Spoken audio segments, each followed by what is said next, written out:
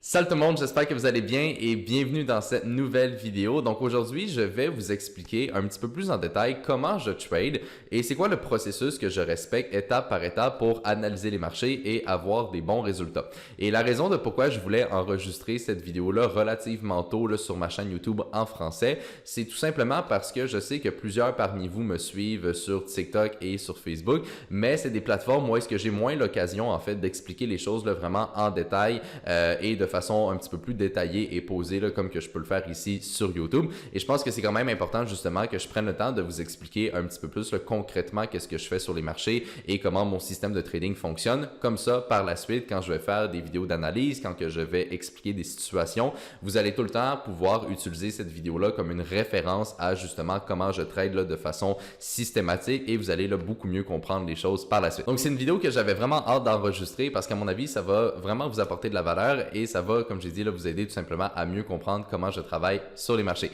Donc avant qu'on commence, n'oubliez pas de mettre un like sur la vidéo, ça va m'aider à justement grossir cette chaîne YouTube là de plus en plus et abonnez-vous également si c'est pas déjà fait. Alright, donc commençons directement. Vous allez voir que le processus d'analyse là que j'utilise dans mon trading, c'est vraiment pas si difficile que ça, mais c'est super bien important de comprendre pourquoi les étapes sont là et surtout pourquoi on travaille de cette façon-là. OK? Donc premièrement, quand je commence mon analyse sur les marchés, je vais tout le temps faire ce qu'on appelle une analyse fondamentale. C'est-à-dire que je vais analyser la macroéconomie. Donc, je vais vous donner des exemples. Dans la macroéconomie, il y a la partie des politiques monétaires qui est quelque chose de super important, c'est-à-dire les taux d'intérêt, l'impression monétaire. Donc, vraiment tout ce qui touche aux banques centrales, c'est quelque chose là, que je vais tout le temps prendre en compte dans mon analyse fondamentale. Je vais aussi regarder tout ce qui touche, par exemple, à l'économie, le marché de l'emploi, le marché immobilier, l'inflation. OK? Fait que vraiment, les données économiques là, les plus importantes qui vont justement impacter les décisions là, des banques centrales par rapport à leur politique monétaire. Et je vais aussi regarder tout ce qui touche aux événements mondiaux. Donc, par exemple, la COVID, la guerre en Ukraine, ce qui se passe en Chine en ce moment. OK, bref, des choses comme ça. Et donc, au total, tous ces points-là vont entrer dans ce que j'appelle l'analyse fondamentale. Et c'est en quelque sorte cette partie-là de mon processus qui va me donner la direction dans laquelle je pense que le marché va évoluer. Donc, concrètement, ce que ça veut dire, c'est que avant même de regarder là, quelconque graphique, je vais prendre le temps de faire cette analyse fondamentale-là et je vais déjà en fait savoir dans quelle direction je veux trader le marché, soit à la hausse, à la baisse ou alors tout simplement rester en dehors du marché si je n'ai pas une situation là, qui me donne vraiment de bonnes probabilités. Donc ça, c'est super important de comprendre que je n'utilise pas le graphique en soi pour générer des idées de trade et ça, je vous dirais, c'est vraiment l'une des erreurs les plus fréquentes que je vois en trading. C'est tout simplement des gens qui vont se concentrer beaucoup trop sur seulement l'analyse technique. Donc, ils vont analyser le graphique, ils vont essayer de repérer des tendances, des niveaux importants, etc. Et leur idée de trade vraiment vont se baser uniquement là-dessus. Le problème avec ça, c'est que le graphique vous montre le passé et le présent, mais ne vous montre en aucun cas le futur. Donc, l'analyse technique n'est pas mauvaise. Je dirais même que c'est excellent et que c'est très bien à utiliser. Par contre, ça doit être fait justement là, dans un contexte bien précis au sein d'un processus qui est lequel que j'explique en ce moment. C'est tout simplement la meilleure façon de travailler. Dans les premières années de mon parcours en trading, j'avais fait beaucoup plus d'analyse technique et c'était pas mauvais. Là, j'avais réussi quand même à aller chercher des bons résultats, mais c'était beaucoup moins constant et c'était un petit peu plus difficile là, justement d'avoir une certaine régularité par rapport à tout ça. Et quand j'ai intégré l'analyse fondamentale dans mon processus de décision, mais c'est là que ça a vraiment là, amélioré grandement les choses et que mes performance metrics qu'on appelle, c'est-à-dire le taux de succès sur ces trades et le gain et la perte moyenne, ces performance metrics-là se sont donc améliorés et j'ai réussi à aller chercher des bien meilleurs résultats. Donc, comme j'ai dit, première étape, analyse fondamentale. On regarde tout le côté macroéconomique, politique monétaire, les événements mondiaux et on essaie de se faire une idée par rapport à ça sur les marchés, sur qu'est-ce qui a le plus de chances d'arriver. Est-ce que ces événements-là ont plus de chances d'impacter les marchés à la hausse ou à la baisse? Et si ce n'est pas clair, il vaut mieux tout simplement rester en dehors des marchés. Donc, l'analyse fondamentale me donne ce qu'on appelle la direction. Deuxième étape, une fois que l'analyse fondamentale est complétée, on va faire donc l'analyse technique. J'en ai déjà parlé, c'est-à-dire l'analyse du graphique. Et pour cette partie-là, encore une fois, beaucoup de personnes font des erreurs et l'une des erreurs les plus fréquentes, c'est que des fois, il y a des gens qui s'imaginent que justement, il y a des secrets ou il y a des techniques miracles ou quoi que ce soit par rapport à ça. Ils vont tout le temps essayer de chercher le nouvel outil technique, le nouvel indicateur et tout. Mais je vais vous le dire très honnêtement, ça fait 7 ans et demi que je fais du trading et je les ai pas mal tous regardés. OK, tout ce qu'on peut s'imaginer pour l'analyse technique, j'ai passé au travers tout ça. Et au final, ce qui fonctionne le mieux, c'est les choses assez de base qu'au final, on peut tous apprendre sans trop de difficulté, c'est-à-dire des gros niveaux, donc des supports, des résistances, des trendlines et quelques indicateurs assez classiques aussi, par exemple des moving average, le RSI, le MACD et des choses comme ça. Si vous avez un petit peu d'expérience en trading, je suis sûr que c'est des choses que vous avez déjà entendu parler. Si vous êtes complètement nouveau, vous avez probablement pas trop compris ce que je viens d'expliquer et c'est pas trop grave là, par rapport à ça. Vous allez l'apprendre là éventuellement justement avec le contenu que je vais créer. Mais concrètement, là, l'analyse technique, c'est vraiment pas si complexe que ça. Ça sert à rien d'essayer de tout le temps rendre les choses plus difficiles qu'elles le sont réellement et de vraiment comme essayer de trouver des techniques un peu secrètes comme j'ai dit. Là, c'est vraiment pas comme ça que ça fonctionne. Au final, le graphique est assez simple. Ça fonctionne en termes de tendance. Le but, c'est par exemple, si on a une belle tendance haussière, de rentrer dans la tendance et de tout simplement suivre le mouvement avec notre analyse fondamentale et d'attendre le bon timing. Et c'est ça qui est important de comprendre. Avec cette deuxième étape, qui est donc l'analyse technique, je recherche le timing. C'est-à-dire que comme j'ai dit, l'analyse fondamentale, qui est la première étape, ça me donne la direction. C'est-à-dire que je sais déjà si je veux acheter, vendre ou ne pas trader tout simplement avant même de regarder le graphique. Et donc, quand je vais faire mon analyse technique, je vais tout simplement faire une analyse technique pour trouver, comme j'ai dit, le bon moment pour rentrer dans ma position par rapport à mon analyse fondamentale. Et donc, l'entièreté de ce processus-là pour les 2 premières étapes vient tout simplement à analyser l'économie et le monde en soi et par la suite venir contextualiser cette idée-là sur le graphique. Et donc, c'est bien important de comprendre que les deux fonctionnent ensemble. Je ne pourrais pas seulement utiliser l'analyse fondamentale parce qu'il manque la partie timing et je ne peux pas non plus seulement utiliser l'analyse technique parce qu'il me manque la direction sur de quel côté je veux trader le marché, tout simplement. Et donc, c'est vraiment, comme j'ai dit, la façon tout simplement la plus logique de travailler parce que ça vient qu'on comprend réellement de pourquoi on prend un trade. Hein? Tu sais, ça, c'est super important. C'est bien beau de prendre des trades, mais c'est important aussi de comprendre pourquoi on prend ce trade-là et c'est quoi réellement qu'on transige qui est derrière le mouvement. Ça nous aide justement à mieux percevoir les mouvements qu'on trade et à mieux les structurer par la suite, ce qui va justement nous donner une meilleure constance sur du moyen long terme. Donc ça, c'est vraiment les 2 premières étapes les plus importantes et une fois que ces 2 étapes sont faites et que par exemple, j'ai trouvé un trade que je veux prendre, la 3e étape qui reste à faire, c'est tout simplement de prendre sa position et donc de gérer son risque par rapport à ça. Et donc ça, c'est une étape qui n'est définitivement pas à négliger. C'est super important de bien gérer son risque. L'une des raisons pourquoi il y a autant de personnes qui échouent en trading, c'est tout simplement qu'ils vont prendre trop de risques sur des opportunités qui sont pas super intéressantes et au final, ils vont perdre une grosse partie de leur capital ou des fois même le capital en entier et par la suite, évidemment, beaucoup de personnes vont abandonner après un tel événement. Okay? Donc, c'est super important de garder en tête qu'on veut gérer son risque et tout le temps utiliser une très petite partie de son capital sur chaque trade. Idéalement, je dirais là, vraiment ce qui fait le plus de sens en termes mathématiques, ça serait entre 1 et 3% de risque par trade. Okay? Et la raison de pourquoi c'est super important de ne pas trop dépasser ça, tu sais, à la limite, mettons, 4%, ça va là, on n'est pas à 1% près, mais 5%, ça serait selon moi un petit peu trop agressif comme façon de gérer son risque. Tout simplement parce que si vous avez quelques trades de suite en perte, vous allez déjà être à moins 20, moins 30, peut-être moins 40, moins 50%. Et quand on se retrouve dans des drawdowns aussi gros que ça, c'est plus difficile de sortir d'un tel drawdown. Et je vais vous donner un exemple assez facile à comprendre.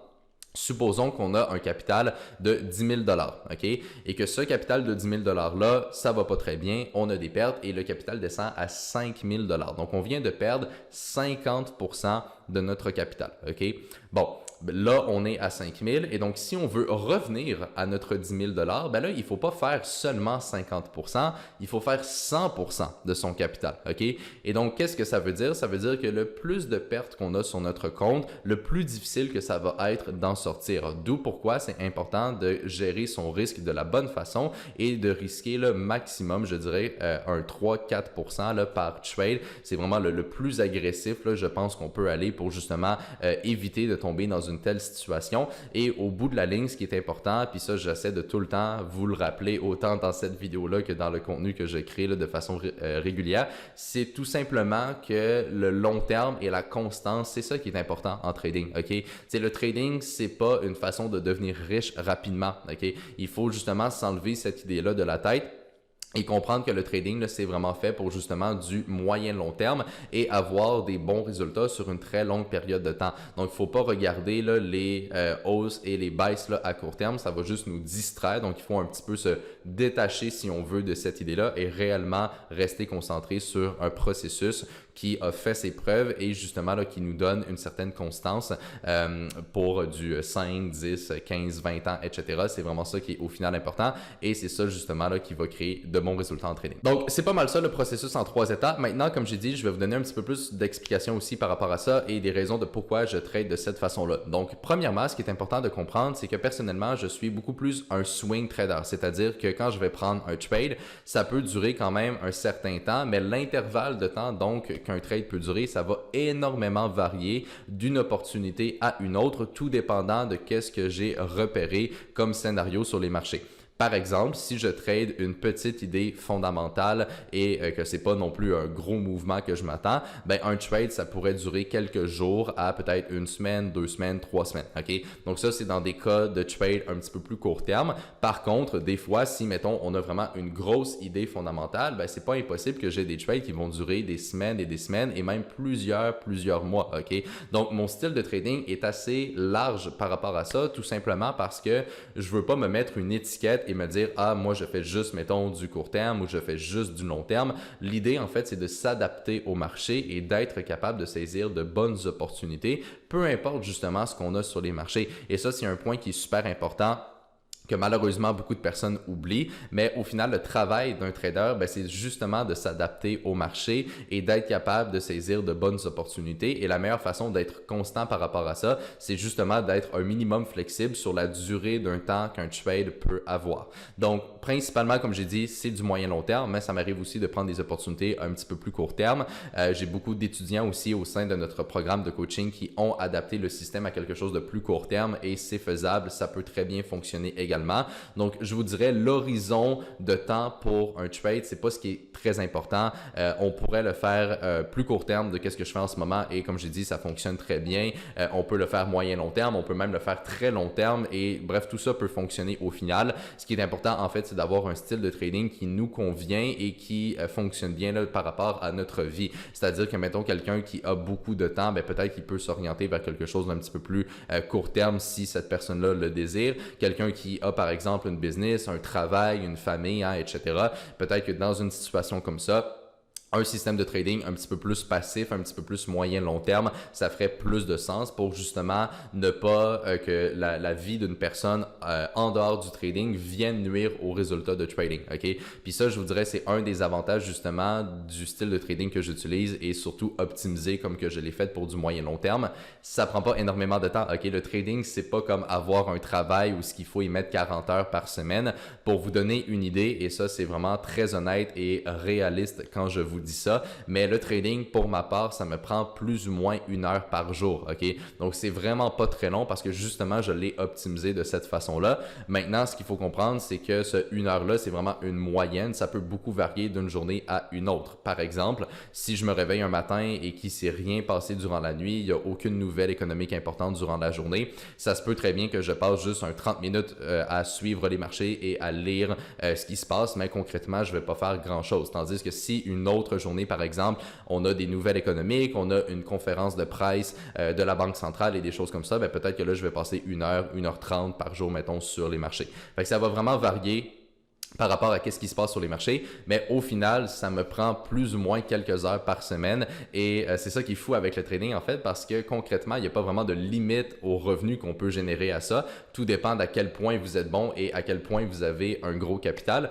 mais concrètement, on peut justement générer quand même de sommes assez conséquentes et assez même impressionnantes, je dirais, surtout par rapport au temps que ça prend, donc c'est quand même cool par rapport à ça. Au niveau des marchés que je trade, personnellement, il y a 3 marchés que je transige, c'est-à-dire les indices boursiers, les devises, donc le marché du Forex et les matières premières. Il y a des raisons assez précises de pourquoi j'ai choisi ces marchés-là. Je ne vais pas les aborder dans cette vidéo-là. Je ferai d'autres vidéos dans le futur pour en parler un petit peu plus en détail.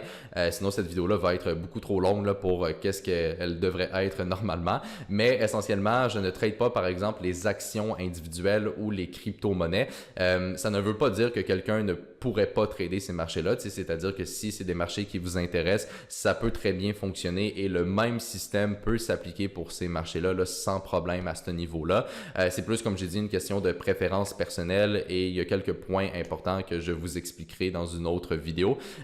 Et aussi juste le fait que je ne veux pas avoir à suivre des centaines et des centaines de marchés à tous les jours, sinon j'en finirai plus. Donc au bout d'un certain temps, il faut faire un filtre par rapport à ça, mais c'est des marchés qui peuvent très très bien se trader. Donc aussi par rapport au marché, je vous dirais, il n'y a pas vraiment de restrictions ou quoi que ce soit par rapport à mon style de trading. Encore une fois, ça revient à ce que j'explique depuis tantôt. Le travail d'un bon trader, c'est de s'adapter et c'est justement d'élargir ses horizons pour saisir des opportunités. Et donc, ce qu'il faut comprendre, c'est que une des raisons, puis ça je vais l'expliquer dans cette vidéo-là, une des raisons de pourquoi je trade les indices boursiers, le Forex et les matières premières, c'est que ces trois marchés qui me donnent quand même un beau total, c'est-à-dire par rapport à mon analyse fondamentale, c'est-à-dire que peu importe ce qui se passe dans le monde, je vais être capable de trader cette situation-là à travers un de ces trois marchés-là. Et donc, ça me laisse quand même donc une certaine flexibilité. Ça va me permettre de diversifier mon capital et diversifier les positions que je vais avoir dans mon portefeuille. Et encore une fois, c'est ça qui va m'aider à aller chercher des bons résultats constants sur du long terme. Et comme j'ai dit, il y a plusieurs aspects intéressants selon moi de cette façon-là de travailler. Premièrement, je l'avais mentionné un petit peu plus tôt, mais c'est beaucoup plus facile en fait de comprendre ces trades et pourquoi réellement on prend une position, et ça veut pas, ça enlève un petit peu le côté on est perdu dans les marchés là. Si on regarde juste le graphique, des fois ça peut être mélangeant, ça peut être difficile de voir quelle direction est plus probable qu'une autre, tandis que si on a aussi l'analyse fondamentale, ben, ça fait déjà plus de sens comme façon de travailler tout simplement. Ensuite de ça, ça prend pas beaucoup de temps, ça je viens d'en parler. Un autre point qui est super intéressant aussi, c'est tout simplement que selon moi c'est moins stressant, c'est-à-dire que puis tu sais, des fois les gens vont me dire ouais mais Anthony, tu as tout le temps des trades ouverts, tu dors la nuit avec des positions ouvertes, etc. On sait jamais ce qui peut arriver. Effectivement, par contre, à chaque trade que je prends, comme je l'ai expliqué, je vais tout le temps utiliser ce qu'on appelle un stop loss, qui est essentiellement un niveau graphique où est-ce que si le marché atteint ce niveau, je vais me faire sortir automatiquement du trade avec un risque, comme j'ai dit, entre 1 et 3%. C'est pas un risque qui va varier d'un trade à un autre. Vous pouvez donc choisir un risque entre 1, 2, 3% par exemple, mais quand on a choisi un risque, on garde tout le temps le même. Donc, par exemple, si je décide de risquer 2% par trade, ben, je sais qu'avec mon stop loss, le pire scénario, c'est que je perds donc 2% et je suis très à l'aise à risquer, par exemple, 2% là, de mon capital sur une opportunité que je juge étant intéressante. Donc, il n'y a pas vraiment de gros risques, par exemple, par rapport à ça. Donc, personnellement, je trouve pas ça très stressant et je dors très bien la nuit avec ça. Il faut aussi prendre en compte que justement, j'ai beaucoup d'expérience à ce niveau-là. Donc, c'est peut-être plus facile au fil du temps de gérer ses émotions et de rester constant et discipliné par rapport à ça.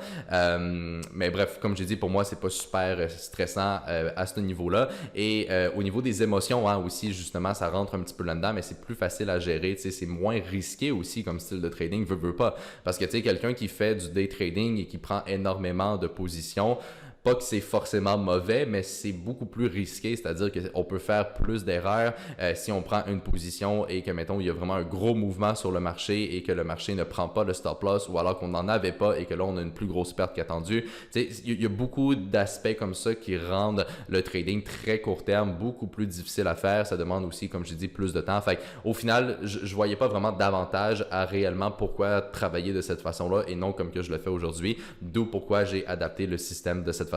Donc voilà, c'est pas mal ça qui résume cette vidéo. Donc je viens de vous expliquer là, de façon assez détaillée justement comment je trade, c'est quoi le processus que je respecte pour prendre mes positions. Évidemment, maintenant la question c'est ok, comment qu'on fait l'analyse fondamentale, comment qu'on fait l'analyse technique, comment qu'on gère son risque. Évidemment, ça c'est des choses qui sont un petit peu plus poussées que je vais parler au sein de notre programme de coaching. D'ailleurs, si c'est quelque chose qui vous intéresse, vous pouvez regarder dans la description de cette vidéo-là ou quelque part là, sur le site et vous allez trouver justement le lien vers faire un calendrier où ce que vous pouvez vous planifier un appel avec moi si justement vous êtes intéressé à pousser ça à un autre niveau, à avoir plus d'encadrement, plus de coaching, etc.